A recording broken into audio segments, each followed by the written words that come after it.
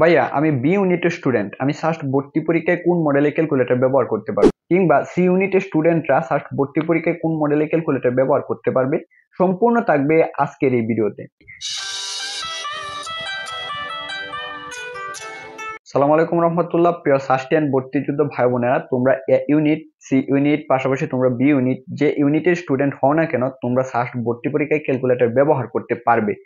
যেহেতু ব্যবহার করতে পারবে, তখন তোমাদের মনে একটা প্রশ্ন আসবে যে কোন মডেলের ক্যালকুলেটর ব্যবহার করতে পারবে।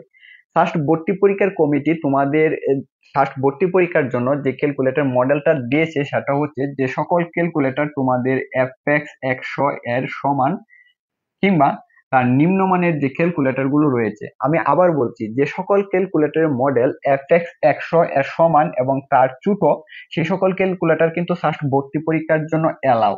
এখন তোমরা এই এফএক্স 100 মডেলের মাঝে গিয়ে দেখবে আবার চারটা ক্যাটাগরি রয়েছে। সেগুলো হচ্ছে তোমাদের যে এফএক্স 100 এমএস, তারপর হচ্ছে এক সেকেন্ড ক্যাটাগরি হচ্ছে এফএক্স 100 এমএস 2, এটার দ্বিতীয় এডিশন।